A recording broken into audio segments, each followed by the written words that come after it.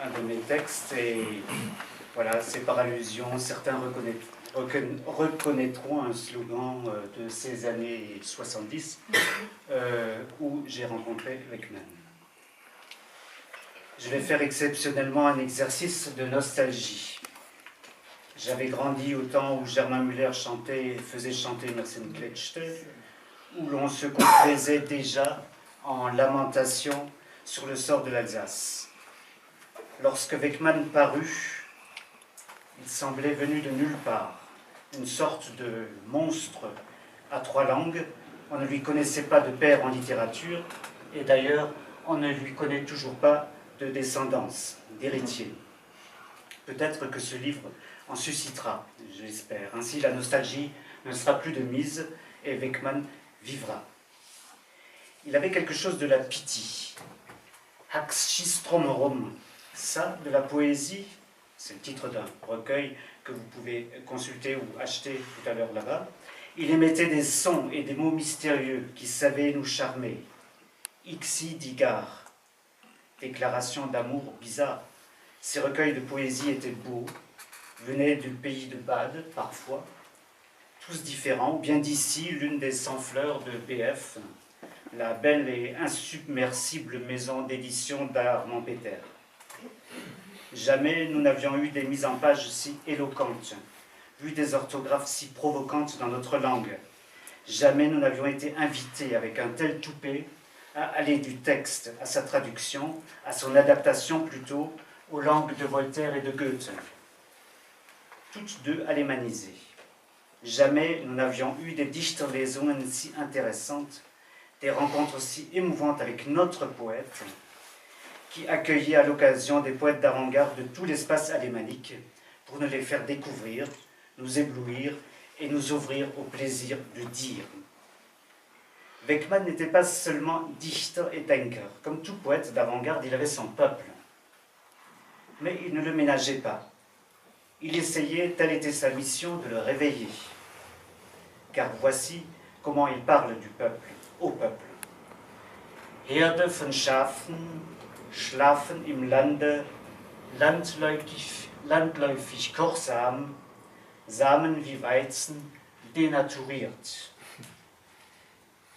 Comme dans l'Ancien Testament, le peuple à la nuque raide rejette sa langue et ses intellectuels, car le peuple est nostalgique de la Heimat, le pays où coule le lait et le miel, mais il n'a aucune envie d'attendre pendant 40 ans la terre promise, de traverser le désert. C'est trop difficile. La période où je le découvre est celle des années 70, ouverte par l'espoir, la grande révolution culturelle de 68. Beckmann pouvait dérouter un 68ard par sa volonté d'interroger la tradition de l'intérieur, c'est-à-dire de ne pas faire table rase du passé. Il remettait en cause sa propre génération, et c'est comme cela qu'il devint une figure d'autorité pour la nôtre. Autre bonne nouvelle, il disait que le terroir avait glissé à gauche, c'était à l'époque. Ce qui se passe aujourd'hui est moins enthousiasmant.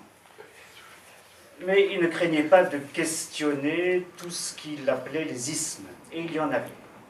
Beckmann ne supportait pas l'orthodoxie, jamais, que l'on soit anarchiste, trotskiste ou simplement marxiste. À l'époque, il n'y avait encore ni islamisme ni fascisme dangereux. Trotskiste, je le cite, donc dans Die Fahrtnarville, Trotzkiste, Rotbist, Mehlkist, Weißbist, Bierkist, Blaubist. Il balayait ce qui ne lui convenait pas d'un point de vue éthique, donnait envie de sauver l'étincelle de l'espoir en un monde vraiment meilleur. Révolution dans la révolution, Beckmann ne vous laissait pas tranquille. Pour la méthode non plus, pas de violence. Il s'adressait en français aux grands de ce monde, il argumentait.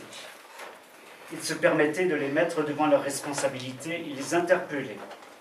Se faisait l'intermédiaire entre un peuple qu'il s'imaginait et s'évertuait à faire advenir, et le puissant bien réel qu'il défiait. La geste de Moïse. Beckmann va recevoir des coups de leur part sans jamais perdre l'espoir.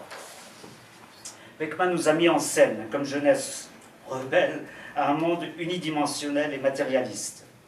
Nous avons redécouvert un paysage poétique, des paysans révoltés et fiers, refusant une industrie du moment qu'elle polluait ou prenait les terres pour donner la mort nucléaire. À la prise de parole généralisée, aux chansons, Beckmann a mélangé ses poèmes mis en musique. On connaissait la chanson française, mais que brusquement se réveillent les langues, toutes les langues de France, voilà qu'était une joyeuse cacophonie, une Babel rebelle, avec un même message, vivre autrement, parler librement. Non seulement en ville, mais aussi à la campagne. Landluft. La campagne et les paysans, ils étaient suspects d'arriération, de conservatisme, de nostalgie malsaine. C'est alors que vinrent les soleils, du Nein Danke, les sigles bizarres, les rencontres communes et alémaniques entre Alsace et Pays de Bade, les théâtres de la contestation que devenaient Fessenheim et Ville. Grâce ou à cause du nucléaire, il devenait légitime de résister, y compris à l'ère du temps, à la modernité urbaine. Landluft macht frei, étrange usage de la campagne. Gauche off, parole d'en bas. Beckmann supprimait volontiers les majuscules, comme pour ne laisser que les verbes, l'appel à l'action. C'est cela, au fond, sa elsassische grammatique, qu'on peut acheter là-bas aussi, une grammaire de l'action. Sa poésie est politique et dénonce la passivité. Je le cite, Sode und Wode sind elsassische Verben. Sie haben kein Indikativ. À la Hochsprache, Beckmann enlève son monopole. L'alsacien, c'est son préféré. Il invente pour lui une orthographe, adopte pour lui la graphie ancienne, celle qu'on peut lire gravée dans la pierre qui ne séparait pas les mots. Comme pour le latin, il fusionne le pronom et le verbe, colle le sujet à l'objet. Et ça sonne bien, ça étonne, et ça donne par exemple Kenditi, Tsevoditi, une grammaire désirante. Car sous la confusion apparente se produit une fusion essentielle, une trinité. Kendidi, könnte ich dich. Ah, si je pouvais. 3 mots en un, ainsi parlait Beckmann. Et le français. Cours camarades, le vieux monde est derrière toi, disions-nous. Fonce, dit Beckmann, mais avec S, pas fonce avec C. Fonce ou l'éducation alsacienne. Des pages magnifiques. Fonce efface les inhibitions, libère la parole dans toutes les langues d'Alsace. Une véritable Pentecôte, le surgissement d'une langue française grosse de mémoire. Il est chic de parler français. L'éducateur doit être éduqué, dit Marx. Beckmann se pique de rééduquer l'école. Retournant les préjugés, il se mêle d'éducation alsacienne. Et l'Alsace éduque la grande nation. Un mot tout de même sur le professeur d'allemand. Il se devait d'écrire un grand roman dans cette langue, je cite, forme écrite de l'alsacien, selon la formule qu'il souffla à son recteur. Wie die Würfel fallen, c'est le roman dont je parle, et qui se trouve là-bas également. Ce Stammtisch littéraire réveille une mémoire plus riche et plus complète que bien des thèses universitaires. Bien sûr, les malgré nous y figurent. Mais la mémoire ne s'arrête pas là. D'autres Splitter reviennent et font mal, et font sens. Comme lors de la scène des brochettes merguez que l'on s'apprête à savourer paisiblement sur la terrasse dans le lotissement. Je cite, wie die Würfel fallen. Her jetzt mit den Merguez, den scharfen algerischen Würstchen. Was haben wir nicht alles aus diesem Algerien mitgebracht? Den Couscous, die Merguez, den Mechoui. Und was wir nicht alles dort erlebt haben. Ein hinterlistiges Pack, diese Felagas. Aber schöne Zeiten waren's, nicht? Fin de citation. D'une guerre à l'autre, les merguez mènent à celle d'Algérie. Ces fulgurances rendaient dangereux les textes de Beckmann. Tout le monde n'aimait pas ça. Il était pourtant bien de chez nous, mais il n'avait pas sa langue dans sa poche. On s'exposait à une remise en cause à tout moment. Dans ses livres, on trouvait l'amour, mais aussi les jeux interdits, la piété filiale, mais aussi le refus d'obéir, le respect des traditions, mais aussi la vérité, le besoin de révolution. Le siècle nouveau nous laisse orphelins, il le pressentait probablement, lui dont le dernier texte publié de son vivant porte le titre de Istit. Je me demandais à l'époque, c'était ici d'ailleurs, lorsqu'il en fit la lecture, ce que voulait dire ce grand retour au mythe et à sa montagne familière, de quelle ère glaciaire il parlait, de quel hiver, d'une régression dans ce qui est immuable, étonnant pour celui qui fit toujours bouger les lignes. Se doutait-il qu'il ne pourrait plus nous communiquer sa chaleur, sa gaieté, debout devant son public?